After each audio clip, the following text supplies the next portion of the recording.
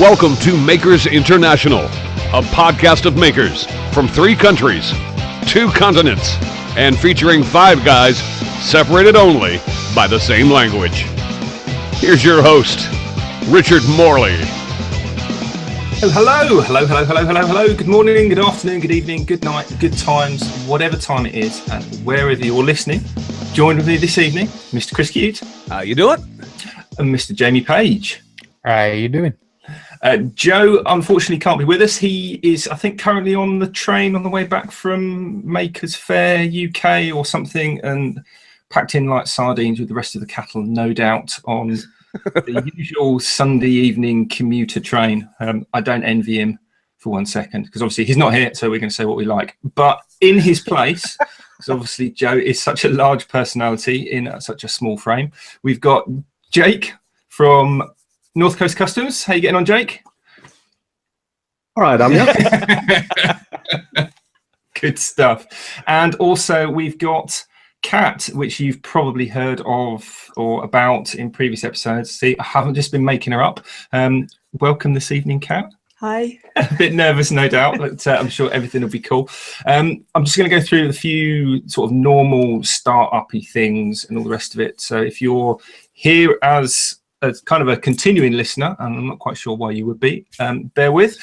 So this week's shout outs and thank yous, as always, go to Harnell Media, Heath Knuckles, Jim Dockrell, Lost River Woodshop, and The Woodgineer. Obviously, a big thank you to everyone else that gets in touch with us and has been commenting and follows us on social media, part of the Facebook group, make us on YouTube, etc., etc. We genuinely do appreciate you getting in touch and kind of being part of the pre-show, the post-show, and giving us something to talk about, because we basically haven't got a clue. So, as always, tonight's podcast is brought to you in part by Yorkshire Grit, the wood turners abrasive paste.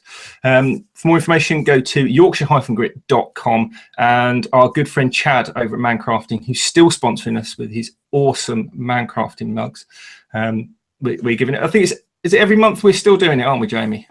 Yeah, we're doing it every month. I've actually got one right down here. See? Awesome.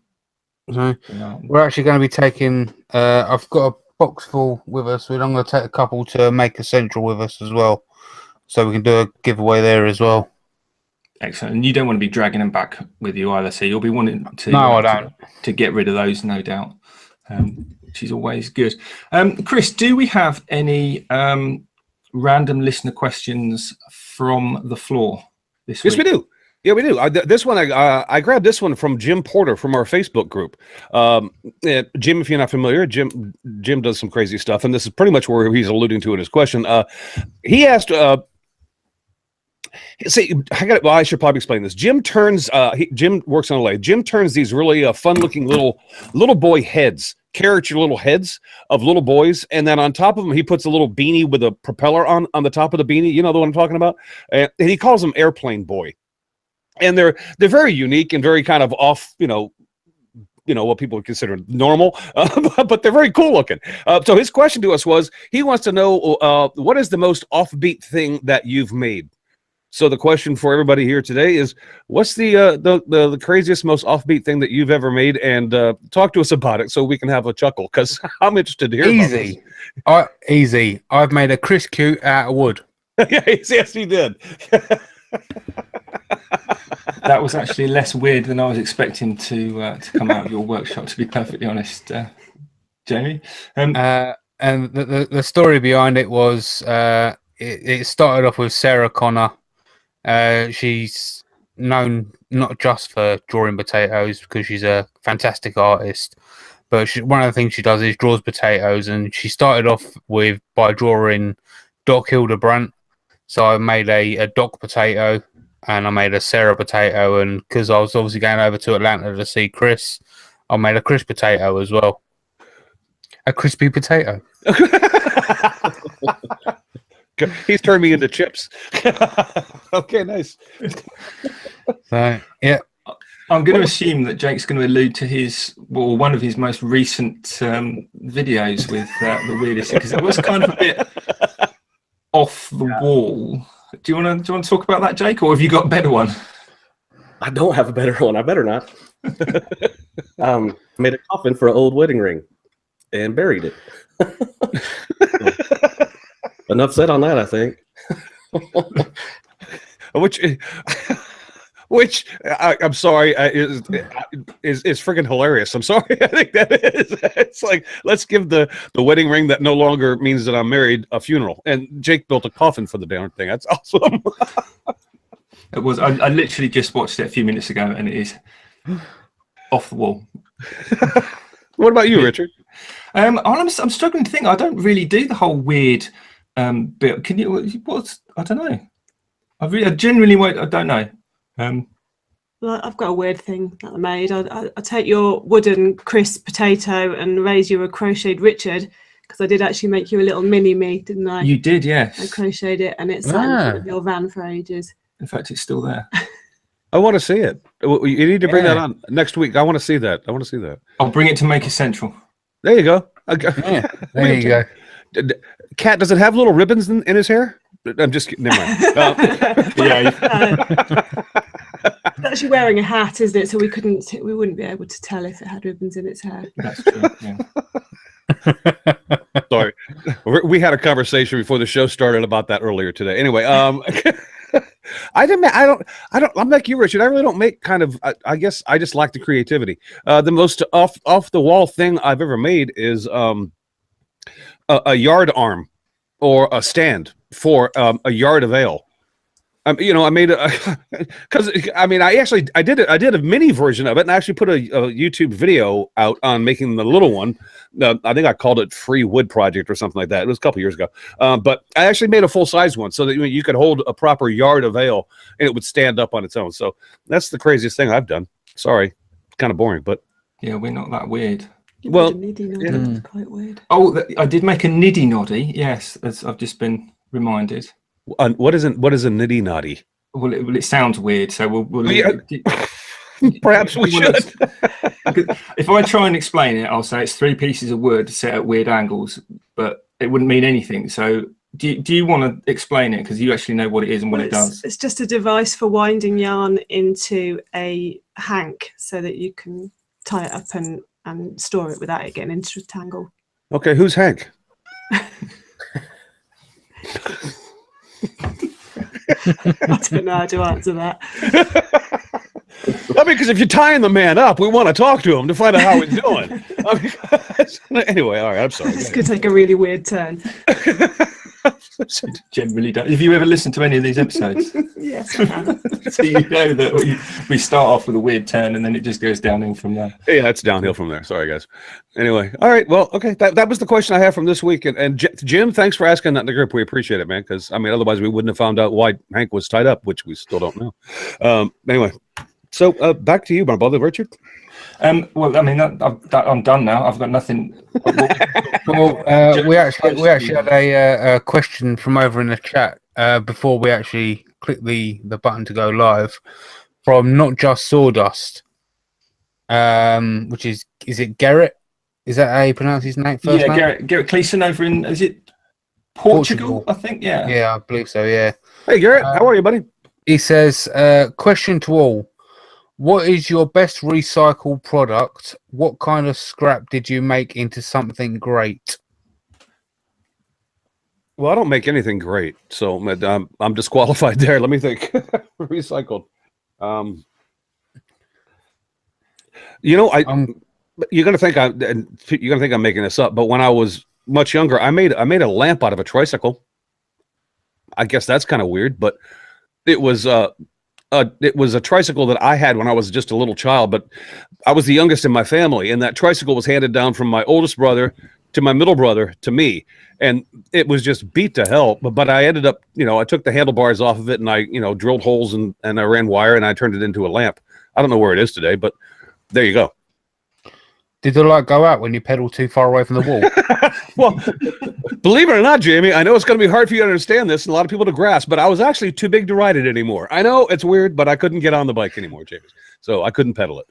No, it was so tough in your house. You had to have a tricycle. You sat in the corner pedaling away so that everyone else could watch the telly.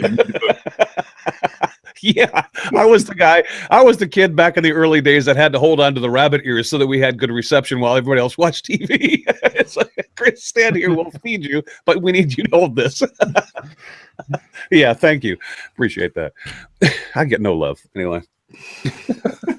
I don't think I really use recycled products. I mean, I guess broken glass would be one. You know, like say you get a glass that's like the stem is broken off, where you could just turn a bowl or something or a stem and glue that onto a wooden stem or something, so that the glass is at least not wasted.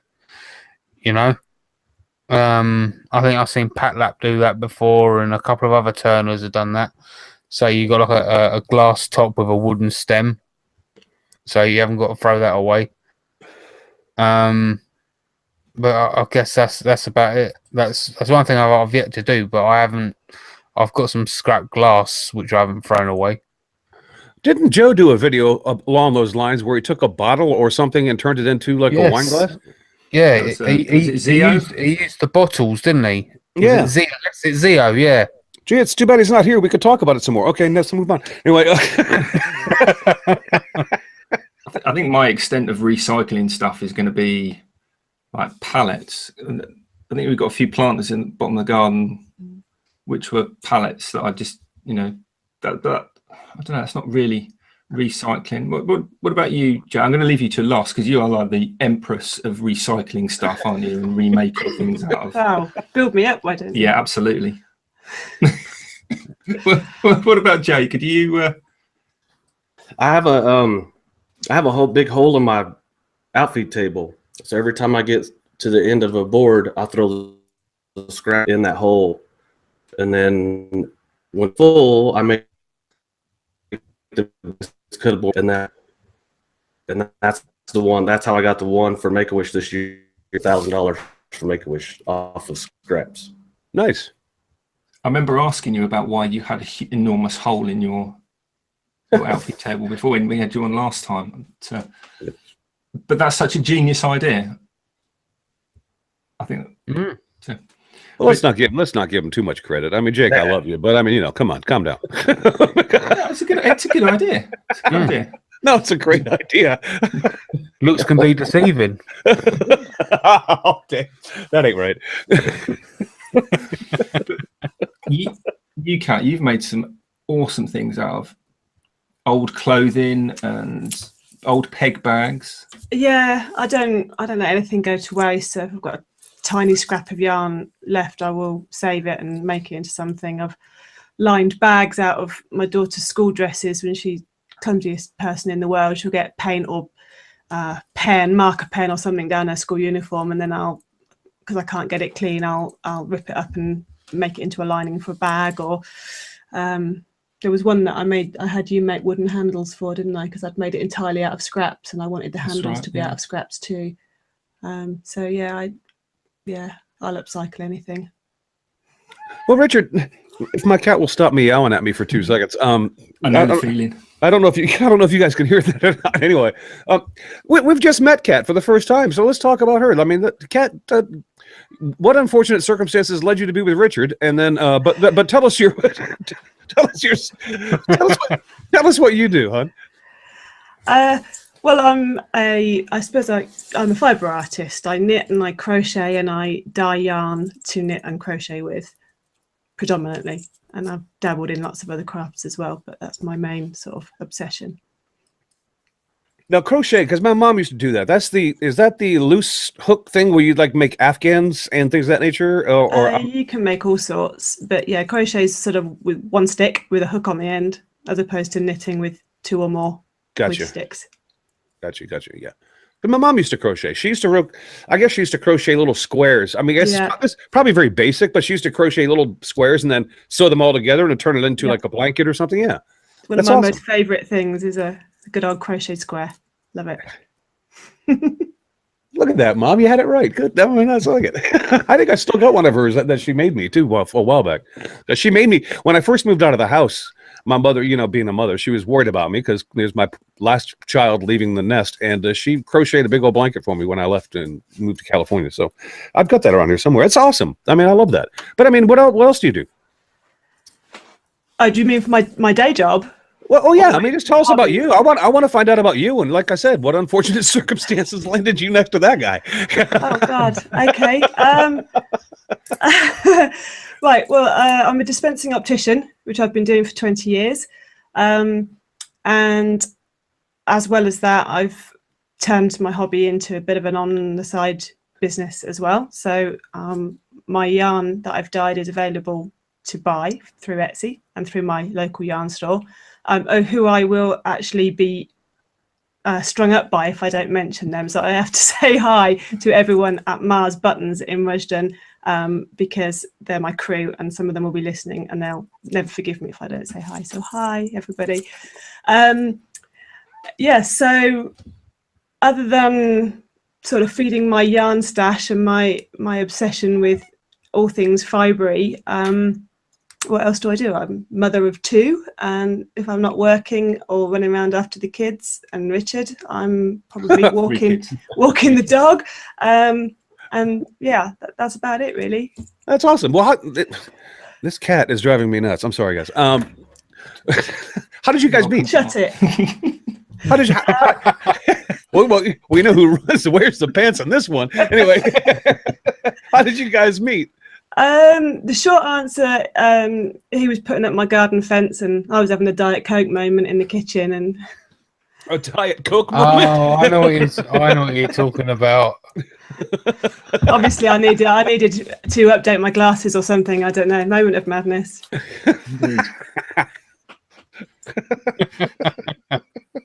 This is a bad idea. He weren't kind of like shirt off and be like sweating like that. He did take his top off. Yeah, he did. Oh. Then it's obvious you needed to put your glasses back on. I mistook him for one of the fence posts to begin with, to be fair.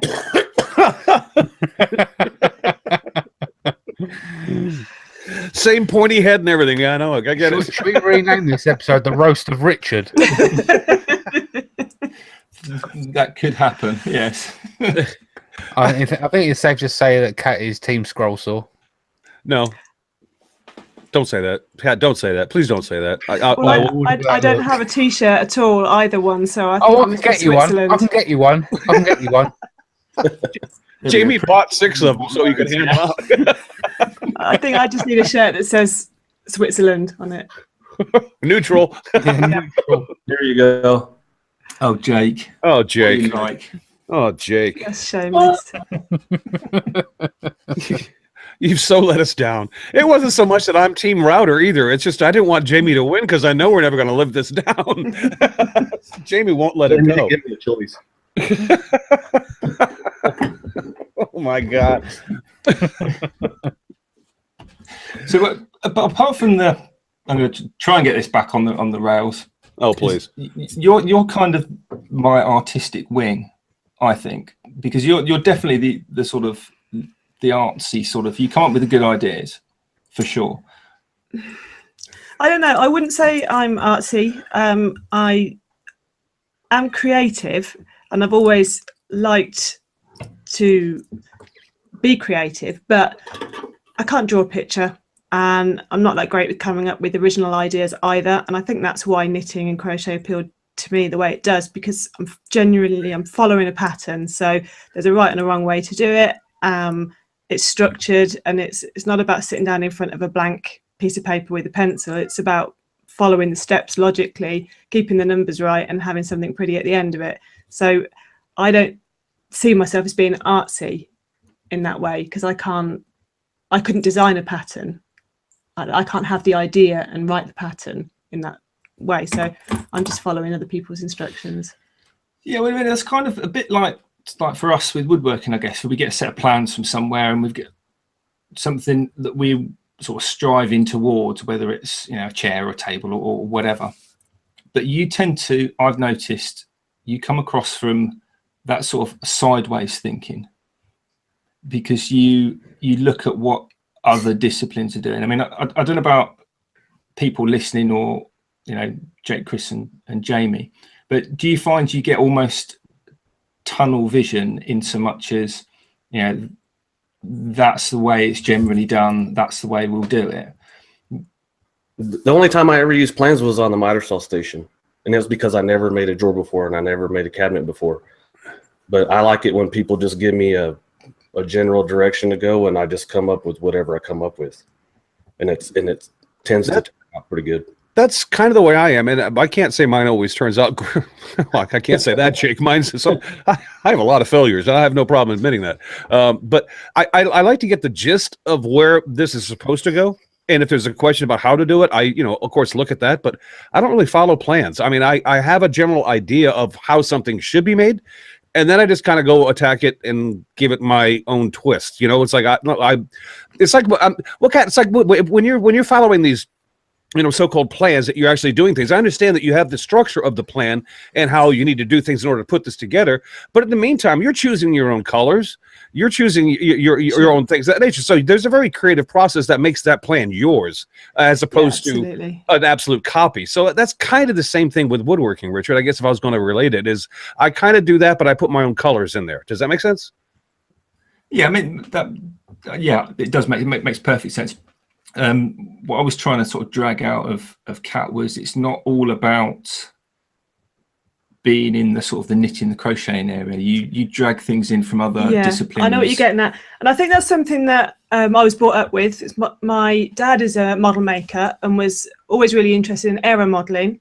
We'd go to lots of different meetings and shows and to sort of feed his hobby, but unlike other aero modelers, he'd also go to railway modelling clubs and boat modelling clubs and car modelling clubs and pick up hints and tips from all of those different disciplines, because he would learn things that he wouldn't necessarily learn from other people that were doing the same thing as he was doing. And I think that's something that I've definitely been brought up with, that I'm really interested in seeing what everybody else is doing, even if it's not something that I think I'm going to particularly want to dive into. It's something that I can pick out useful bits that are relevant to what I'm doing and learn from. And I definitely think that's something that I do.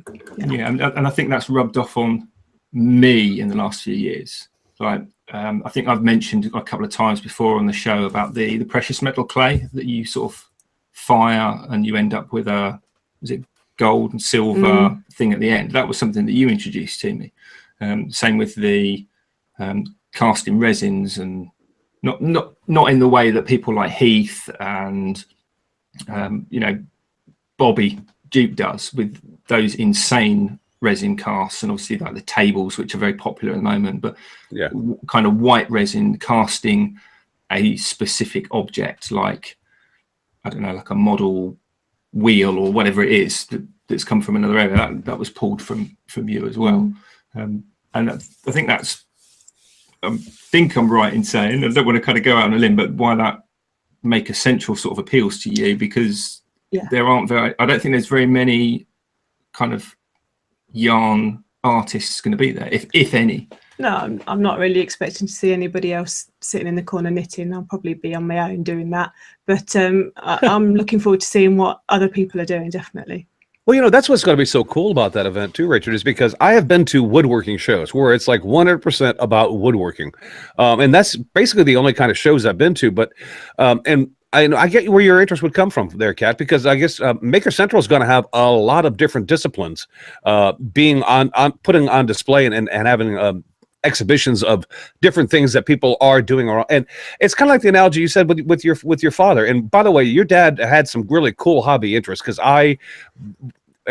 in my younger years, especially, and it got rekindled when I had my son and I got him into it, I was big on modeling. I loved modeling. I was just a great way to pass time. But it's like you get into I got into rocketry when I was a kid, and I got back into it when my son was born, and but I didn't just hang out with the people who built rockets. I also spent time with people who do, they make the professional model of cars or airplanes or things of that nature, because you learn a lot of tips and tricks along those disciplines that actually you can bring back into your main focus, which in your case would be, crocheting or whatever the case it may be. But you do learn a lot from other disciplines that you can incorporate into your own. But if you stay in that you one little nutshell, like I said, if Jamie or Jake or I put our blinders on and said we are woodworkers and we only stayed in that genre, we'd never learn anything from metal workers or electronics. We'd never have an LED in our projects. It would all be, and so you have to we cross feed each other, I think.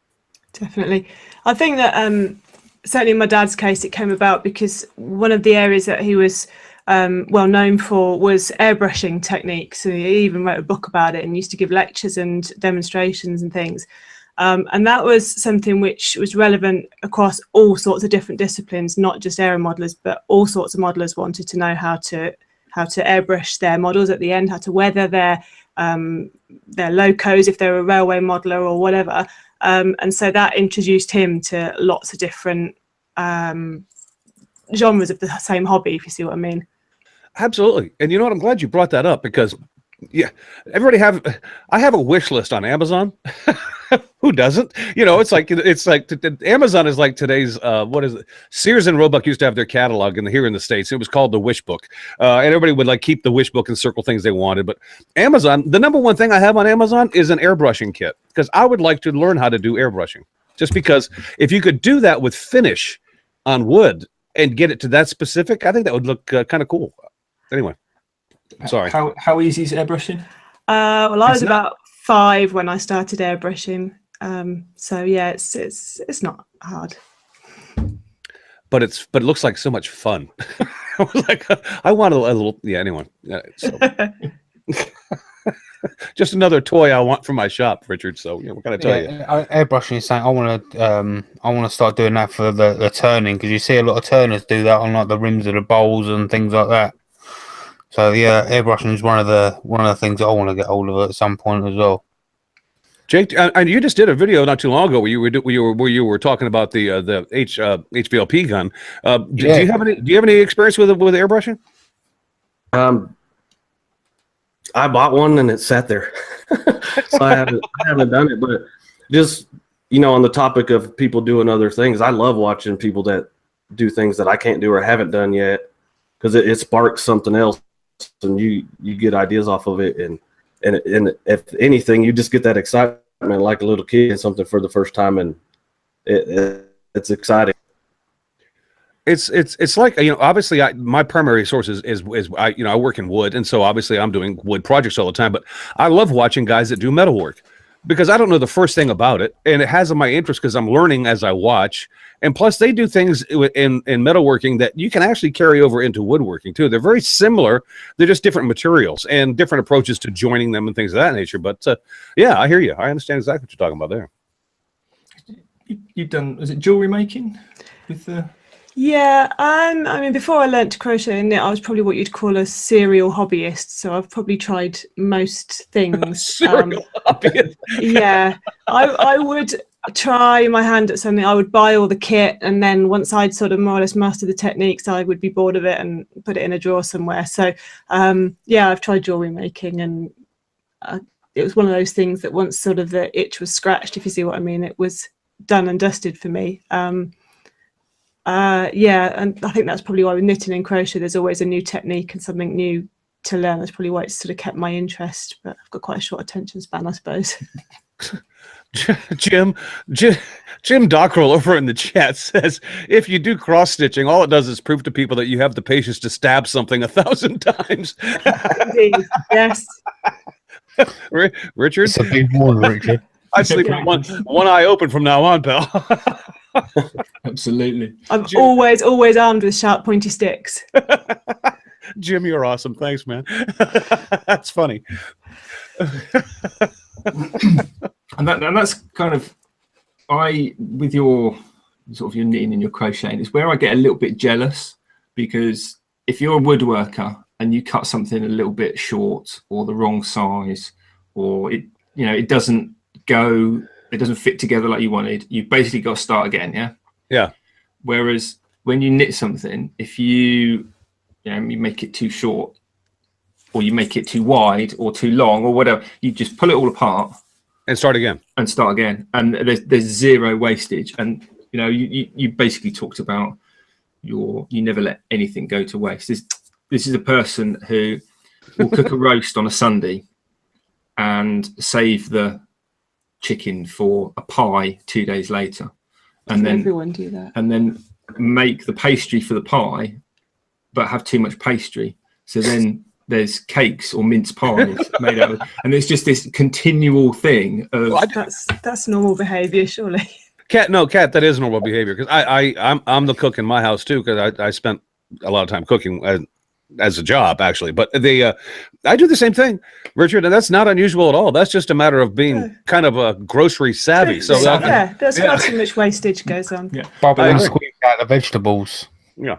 I mean, don't get me wrong. Absolutely. I'm not knocking it at all, but you get that sort of almost ingrained mentality where nothing goes to waste and everything gets used, and you make the absolute best of absolutely everything. And that's where you go with your scrapwood projects or whatever it is. And you literally take it to the nth degree. Whereas I think when we have scraps left over, we save them all, but I don't think we use them necessarily. I mean, I'm certainly guilty of saving every little scrap, and you get to the point where it just takes up so much room, you've got to do something with it, and the space is needed. But well, as far as intentions there, but it never actually happens for me. Well, as far as cooking is concerned, and you know what, cooking is a great relate, because it and the way you put it, Richard, it's like using scraps. But that's back in the day, that's where chicken pot pies came from. That's actually where shepherd's pie came from. I mean, it was all people trying to figure out what they could do with this little bit they have left over to make another meal out of it. So it's kind of the same thing with scrapwood. When you do a scrapwood or any kind of project like that out of just bits and bobs that are laying around that you have that are left over, the hard thing about doing that is coming up with an idea as to what to actually use them for. That's the hard part. And then once you found out what that is, and just going about making it, you can actually turn out some really nice stuff if you decide to put your mind to it. But a lot of people just throw it in the trash, or as you would say, they just bin it, or go outside and, like when it comes to wood, they just go ahead and burn it to keep themselves warm. Hello. Might be guilty of that at times. Yeah. But I'll save a piece of yarn if it's a meter or more. I will save it. Less than that, I can't do much with it. But that's where the happy hexy blanket came from. If anybody follows me on Instagram, I was literally just saving all of my little scraps. If I had a meter of it left, I would make the center motif of a hexagon, and then before I knew it, I'd got a blanket.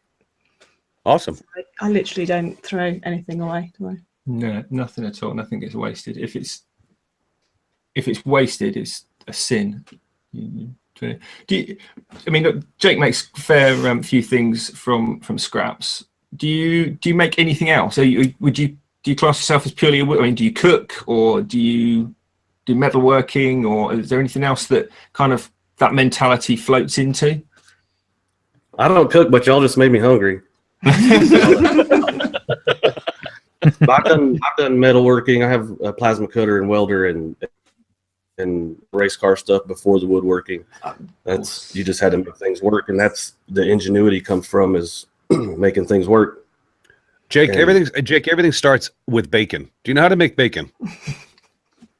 Okay, well, then you know what? You're on your way, buddy. I mean, that's the starting point. If you know how to make bacon, you're on your way. There you go. You get yourself a Berkey. Yep. If you don't believe me, ask Andy Berkey. He'll tell you. Yeah, Richard and Cat. Wasn't there one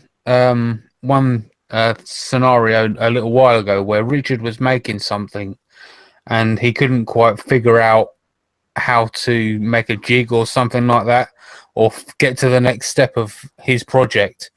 And I think you both went for a walk or something like that, and it was actually Cat that come up with a solution to Richard's problem.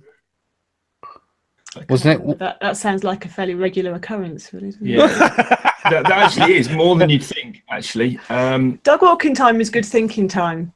It's good to like step away from whatever it is we're doing, and I can't remember what it was. I do remember Richard talking about that though, Jamie. I think it might have been when Makers Make It Matter. Yeah. Yeah, it was your idea to do the height chart, wasn't it? Oh, the Sarge from Yeah. Toy Story. Yeah, that was me. Yeah. So, yeah, that was all I wondered anyway. And I think actually that's quite potentially a unique thing that I have that not everyone else has, because I think regardless of what sort of stuff you make and what medium you use, particularly woodworkers, we end up being fairly isolated people. You know, we go off into our workshops or our spaces and we put our heads down and we start working on whatever it is we're working on.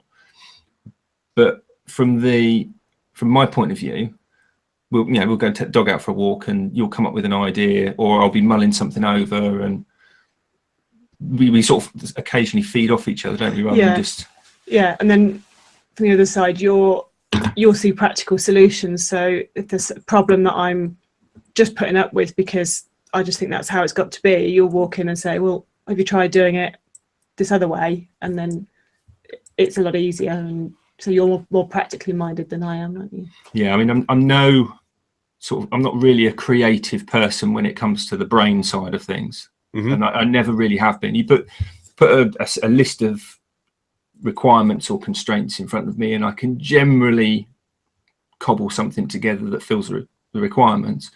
But if it's a case of working that from the other end to actually come up with the idea, that's not my kind of area at all. I guess it's kind of good having Cat there to help you to kind of take away and feed you ideas away from that's not woodworking related. Because I was talking to Carl Jacobson a while back, and he was going out looking for inspiration and things like that. And he said that every time he goes into, say, Walmart or woodworking or any sort of store, for example, every time he looks at something, even if it's a square object, he sees circle being wood turner. Do you know what I mean? Yeah. And he kind of needs to stop that, when looking for inspiration for stuff. But you know what? It wouldn't surprise me to find out that Robin was much the same way Cat is. Robin is to Carl much the same way Cat is to. Much the same way Cat is to Richard. They make a really good team. They kind of feed off each other because they're creative. They're both creative, but they're creative in different ways. And so when they come together, they always find a really interesting and kind of cool solution to, or just an idea. And I can see that happening with you guys, Richard and Cat. I can see that happening all day long. And you're incredibly lucky to have each other. I don't mean that the two. I don't want to make you uncomfortable, but that's very. I mean, it is quite awesome. I mean, it's nice to have somebody like that close to you that you can feed off of like that, so that it kind of helps. At least I think.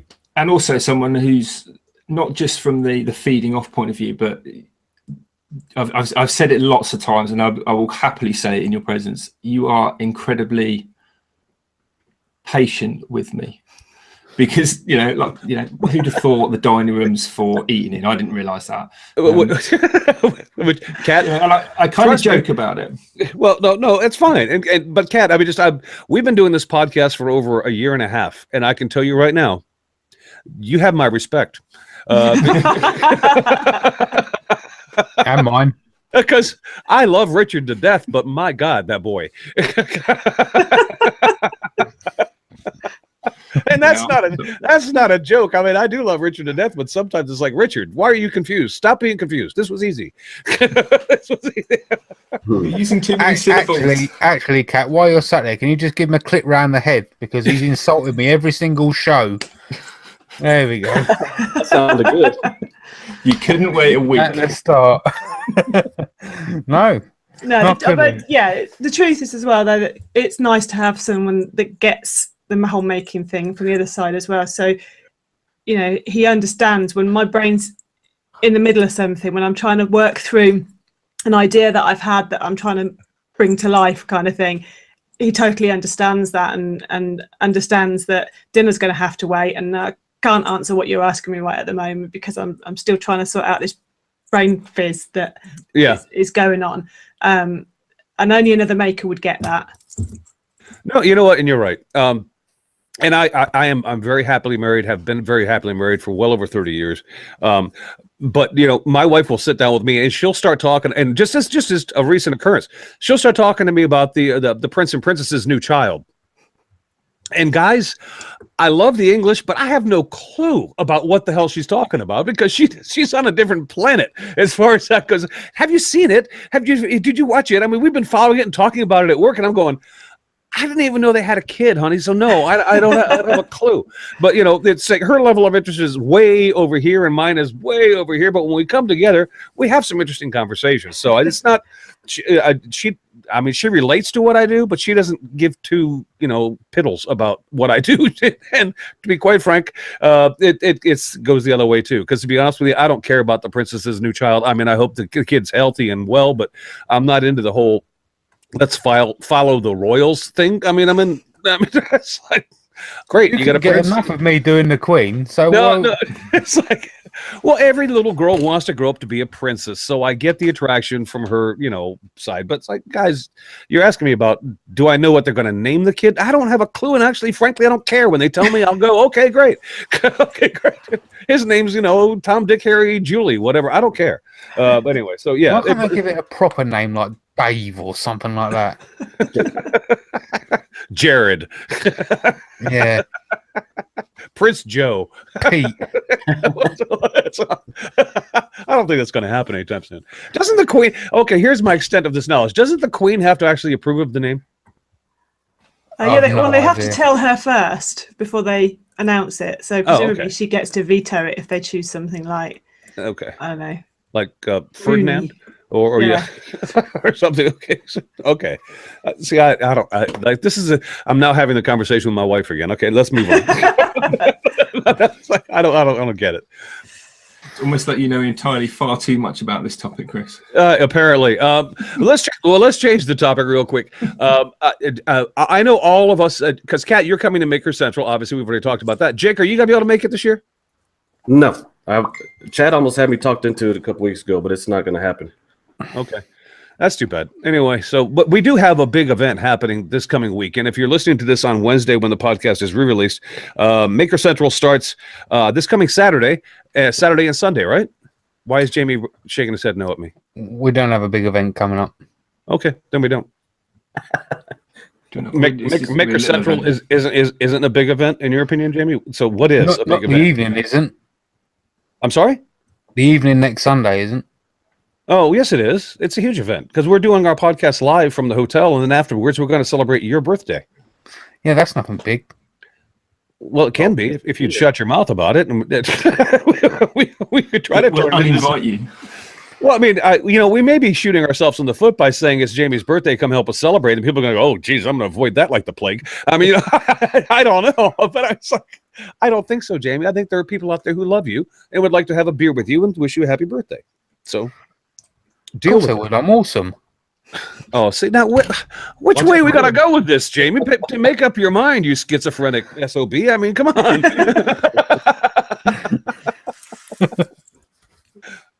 Anyway, Maker Central next week. We are going to be there. We do have a little area that we're going to have set up that'll display our wares and our things, and occasionally one of us will be standing there. And we're sharing that with the Fools with Tools podcast because Nick Zametti was very awesome to offer us a place, and we grabbed those guys and said, "Come on!" And because we can't fill up a space on our own, let's do this together. And so we're doing that together. But outside of that, we're just going to be hanging around the show. I mean, Nick had offered to let us do the podcast from Maker Central on the stage, but we decided not to do that. Just because we didn't have enough lead time to put all the technical things in place in order to do that. And plus, we'd have to change the time that we normally do the podcast, things of that nature. But anyway, we are going to do the podcast from the hotel on Sunday night.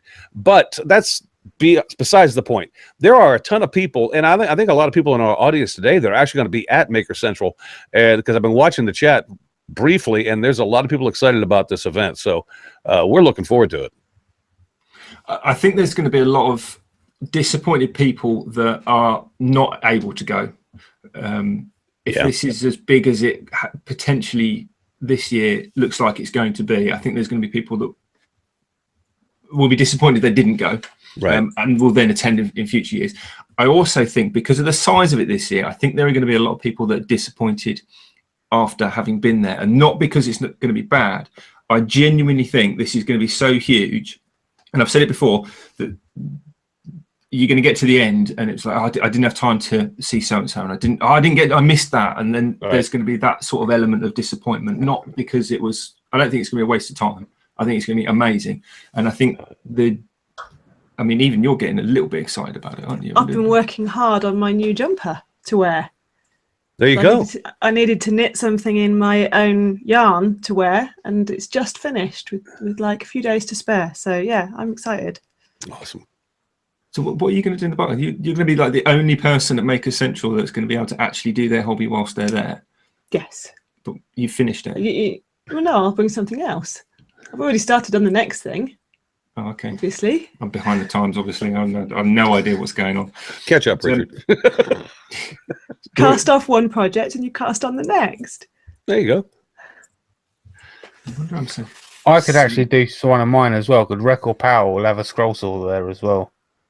So I could do that, and there'll be lathes there as well. So I could actually do another one of mine. Do you know if they're letting people like have a play at the show? I don't know, to be honest. I guess something like that's going to be a bit sort of edgy in terms. I know they were talking about the ice thing, weren't they? Where Nick said that everyone could have a go and. Yeah, I mean, it can be done, Richard. I mean, because Jamie can attest to this, because they had wood turners at the Atlanta show that we went to, and they were letting little kids go up and turn their own little pens and things of that nature. Yeah. So I think that's just an insurance thing that whoever's letting people do it has to carry a certain type of insurance. So if somebody, kills themselves, they're not. Yeah, maybe they have to sign a waiver or something like that. Yeah. Yeah, maybe they have to sign some sort of waiver or something like that. Probably, yeah. I think because the Record Power would be wise to let people get in there and like make their own pens on their lathe or scroll saw their own little thing. That would be, the lathe maybe not, but the scroll saw is probably one of the safest tools anybody could ever use. Because if you hurt yourself on a scroll saw, you're just an idiot. I'm sorry. Yeah. Carl and Robin. Yeah, I definitely think I need to have a go on the scroll saw. Yeah. Well, Richard, routers are a little more dangerous than scroll saws. Let's be honest, okay? I'm just saying. I'm not taking sides here. I'm just considering the safety factor. I think it's safer to work on a scroll saw than it would be to hand a router to somebody who's never used one before and go, here, turn it on and see what happens. I've already used a router, and you know what I was saying about once I've mastered a certain technique on board of it. And obviously, I'm already excellent at using a router, so I probably won't bother with that again. Well, hey, see what, Richard? Once she masters you see your history, dude. She goes all day to insult me like this, and she picks the one. No idea. Once she's had the Diet Coke, she's going to want the full fat. Oh my god! Here we go. Oh. Richard, just don't ever let her put her glasses back on, and you'll be fine. There's no answer to that, is there? Oh my god! Well, we've got about 10 minutes left, guys. You got any shout outs you want to do today, Richard, or do you want to just carry on being idiots as we typically normally do? Well, I can't feel Joe's deathly stare in the back of my head. So one thing I did want to talk about was, what are you actually working? Are you working on anything exciting at the moment that you can or want to talk about? Not exciting, no. But okay. I am working on something which I have named the least appealing project ever, which has a little bit of a story behind it, which may or may not be interesting. But the way to build it up. Well, I'm going to be knitting a large granddad cardigan for my brother, who turns 50 this summer. It's to replace one that my mum knitted him some 25 years ago, and he's worn it until it's fallen into rags. And he's been bugging me for the last about 10 years to knit a replacement, and I've managed to skillfully avoid it. But now with his birthday approaching, I'm going to have to do it, and it's large and it's black and it's hard to see and it's boring, and I really don't want to do it, but I have decided that the least appealing project ever needs to get underway because his birthday's first week in July, so I need to crack on. That's what I'm working on at the moment. It's least appealing to you, but I guarantee you he's going to love it. Yeah. At least I know he'll wear it, because the other one, as I say, has been worn faithfully for about 25 years. Yeah, well, yeah. Old habits. Well, good for you for getting on with that. Sounds like he shed it like a snake. Honestly, it's disgusting. It's falling apart, and it nearly comes down to his knees because it's stretched out of shape so bad. But anyway, It's been washed one too many times. yeah. Well, what about you, Jake? Are you planning anything or working on anything exciting that you can or do?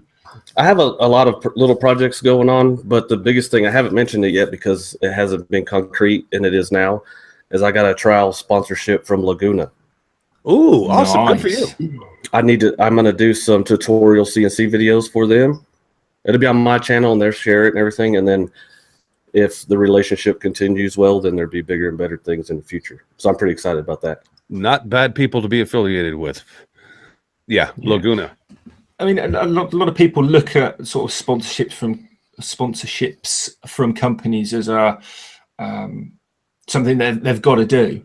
But you strike me as the sort of person who puts their own channel and their own interests way before that. So I think to pick someone like yourself is a good fit for both of you, because there's always going to be the temptation to be like, oh yeah, I love that. Oh yes, definitely. And then it doesn't really fit.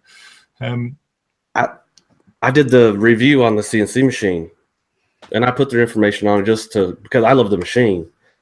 And then they contacted me wanting to do the sponsorship. So I never asked for it. I've never spammed anybody over it or anything. I just love the machine. So it's not hard to build something up that you love. So it does fit good. And they like it how I don't try to technical everything up. I call it Texas talk. So it should be a good fit, and I'm pretty excited about it. You know what? You should fall in love with one of their bandsaws real quick too, because they make awesome bandsaws. Maybe they'll send you one. It's like, look, Laguna makes a killer bandsaw. Anyway, we'll see. That's fantastic. That is awesome news, and best of luck with that moving forward. And look forward to seeing where that takes you, because you never know what's around the next corner. You never know, what's going to happen. And that, I think, in our world of making stuff, it keeps everything a little bit more exciting than just the same old office grind Monday to Friday. Yeah. So, cool. What about Jamie and Chris? Presumably you're not actually making much because you're getting ready for. Me, I've finally finished everything that I've needed to for Maker Central, so I'm kind of sitting back and putting my bloody feet up now for the time being. Apart from that, I've actually got something for Jamie's page, and this goes actually over to one particular area of the world, which is Australia, and it's for the viewing audience, because you can only see it if you're actually viewing. But behind Richard, he's actually growing a plywood tree. If you can actually see it, so it is actually possible. So yeah, if you go to Amazon and look for plywood seeds, you can actually grow your own. But you can only plant them between buildings that are 3/4 of an inch close to each other, because they don't grow any bigger than that. And it must be fall in your area, Richard, because I don't see any leaves on that tree. They must have dropped all the leaves. Yeah. No, it was actually, it's just been repotted, because it started off as 1/4 inch, and we need to put it into a bigger pot, so it's now 1/2 inch. So you're gonna wait till it becomes a big boy and becomes a 4x8 foot piece. Okay, yeah. Gotcha. It actually needs watering. That's why it's a little bit darker than normal. We're trying to kind of get it into the lighter stuff. Jamie, you're an idiot. As far as I'm actually not working on anything. I'm going to be out of my shop for like almost 3 weeks, because I'm leaving day after tomorrow. I'm flying to Canada, so I'm spending some time in Canada before I come over to the UK for Maker Central, and then we're going to spend some time in Maker Central, obviously, and then after that's over with, we're going to London. We're going to spend some time in London, and after London, I'm going back to Canada and spending a week in Canada. So I'm going to be out of the country for 3 weeks. So I don't really have much on the go right at the moment, Richard. I'm going to try to do some travel logs, for the channel, but other than that, I don't have any projects underway now. Well, fingers crossed you might be able to cram in a little bit of making on your travels. If you're Well, I hope so, because I'm going to, I'm staying with Mark Christopher, who is obviously a woodworker, a wood turner, and so maybe I can do a video with him, and then we get over to Maker Central. Maybe there's something I can get into when I'm over there, and then when I get back to Canada, I'm going to be staying with Mark again, but we're going to be staying several days with Jason McGinn. And then Matt Brander's coming by, and hopefully Trevor Carter's going to come by. So we're going to have kind of a little mini group Canadian hangout. So maybe we can put something together there. So I don't have anything planned that I can talk to you about, though. Let's put it that way. Like when you say hangout, is that like a maritime show by any chance? oh, should I suggest a spotlight to them, Jamie? Maybe. Yeah, maybe. Yeah. Okay, I'll see be what on their show as well. I'll see what they. Yeah, I'll see what they have to say. You know, they're going to probably pick Jake. Just be my luck. Poor Jamie. Oh man! So I can tell you. Well, let me tell you who I've been watching, Richard, because we do need to wrap this up a little. Well, that's literally what I was going to ask you. Actually, okay. Heath Knuckles. If anybody has been living under a rock and hasn't seen the video that Heath put out just a couple days ago, or several days ago, depending on when you're listening to this, Heath Knuckles put out a Megasphere Breaking Dawn video, and it was just awesome. I mean, the project, the video. I mean, hey, it's Heath. I mean, it's just freaking awesome. And when I meet Heath over in Maker Central, Heath, if you're listening to this, I'm going to have some questions for you, my friend, because I could use your advice on something. So I'm just going to give you a heads up about that. But other than that, as I just spoke about Jason McGinn, I want to say welcome back to Jason McGinn, because Jason has been, he started a new job a while back. He recently got married, so he hasn't been on YouTube that often recently, but he's gotten back to putting out regular content on YouTube, and it's just great to see his stuff back out there, because I love his sense of humor and the way he goes about doing his videos and stuff. So welcome back to Jason McGinn, and Heath Knuckles are my shout outs for this week. Cool. What about you, Jamie? My shout out goes to Jake Thompson of Northside Custom Crafts. Hey, Jake! And we spoke about this. Northwood Custom Crafts. Sorry, no, it's not. It's Northside. It's Richard said Northwood at the start of the show. I wasn't going to argue with him. He's 6'5". It's Northside Custom Crafts. We spoke about it a bit earlier on in the show. He made a ring, coffin for his divorce ring. I'm not going to give too much away on the video, but he wasn't too upset about it. It was a great video, by the way, Jake. It was an absolutely incredible video, and all I say is I hope you enjoyed your meal. I did. Cheers to that. So Jake Thompson is my shout out. You scrub up all right, actually, don't you, Jake? I noticed in the video. Sorry. There you go.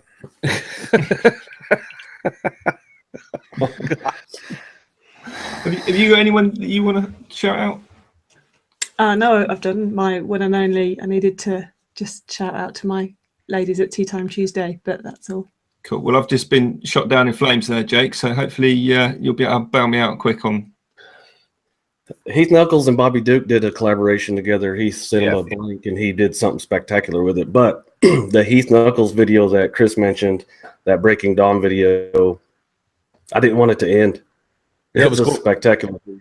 It's so easy to listen to, the music, and just watching it come to life was awesome. And that's who I'm shouting out, Heath. So yeah, Heath, you got it from both of us this week. Good for you, Jake. When those two kind of minds collide, it can only mean good things. I haven't watched the video, but I can just imagine what those two people could come up with. That would be just madness. In sort of stark contrast to that, I've got a very dull shout out. It's actually for an entire channel. The guys over at Chestnut Finishing Products, which I think, Jamie, you'll probably be fairly familiar with. Yeah. I don't know if it's available in the States, actually. Not familiar, no. They do a lot of kind of, I want to say turning finishing products, but they're not actually specifically for turning, but they're releasing a new product at Maker Central. It's a range of paints, and they're actually going to have as I understand it, a show deal on. So I think they're bringing out like 9 new colours, which are sort of iridescent type colours, which is kind of, I think, fairly fashionable at the moment with the sort of things that are coming out of the resin sort of end of the market. Yeah. So I think it's like 9 colours, and they're doing like a pack of small bottles for samples, and there's going to be a show price on that, which I think is about 25 quid compared to 30 quid, I want to say. I don't know if that's 100% correct, but there's going to be some kind of offer on. But I've used a lot of their other products before, not just on turning, but on benchwork as well, and they're actually pretty good stuff. So what's the name of the company again? I'm sorry. Is it Chestnut Products or Chestnut Finishing Products? Chestnut Products, yeah. Chestnut and products. yes, it is available in the States. All right. It's Craft Supplies, USA is one place. I'm gonna have to look that up. Okay. You're reading that off the internet, aren't you, Jamie? I am, yeah. I just want to make sure. I'm sure I'd seen it somewhere, but I just wanted to double check. He's like, no, I know lots about this particular company. Google says it's. Oh, it's awesome. I'll put a link to their channel because they've actually got a lot of sort of kind of tips and things related to just general finishing in terms of your turning projects and other products as well. So awesome. Yeah, that's a good thing. All right, so links in the description if you guys are interested in any of what we just had to mention, and yeah, definitely check those guys out. Do you reckon we should put a link to like where Jake and Cat can be found? That's kind of like yeah, we probably should. good So etiquette, I guess. Yeah. send those to me, Jake. I'm pretty sure I have yours, but Richard, send me Cat's info, and I'll get that in there as well. So where can you be found on? Go on. I was going to say to Jake, where can Jake be found on the interweb? The YouTube channel is Jake Thompson, and Instagram is Jake_Thompson670. If you just type in Northside Custom Crafts on anything, you can find me. Northside Custom Crafts. What about you, Kat? Where can you? I'm Hippie Noodle on just about everything, Facebook and Instagram, and I'm not on YouTube, but yeah, if you search Hippie Noodle, you'll find me. Awesome. There you go. Cool. I think that probably just about wraps things up then, does it? Has anyone got anything they want to just dive in with last minute? I want to thank Joe Joe up, basically. I want to thank Joe for having something better to do today. I second that. Want to thank Joe for not being in the mood. Yeah. No, Richard, I don't have anything to add except that to a lot of people that are listening, I'm looking forward to meeting you next weekend. Face to face. That's pretty much what I was going to say. Everyone that's coming to Maker Central from wherever and how far ever they've got to come from, have a safe trip there. Yeah. Come find us, and particularly those that got the t-shirts, because we'll have some things from. They'll be sorting out the scroll saw and the router stuff and whatnot. And I think there's some other bits there maybe, and just come find us and we'll hook you up. Yeah, you can insult us to our faces. That's enough, Jake. Stop it. I was blanking in there. No, I'm not looking. Cool. Well, I guess that's kind of wraps things up. So if you are still listening, why? But thank you, and hopefully we'll see everyone at Maker Central. If you can't make it to Maker Central, then look out for the show next week. The live show on Sunday after the event, and then obviously the Wednesday normal stuff. So yeah, thanks for listening. You take care until next time. Have a great week, everybody.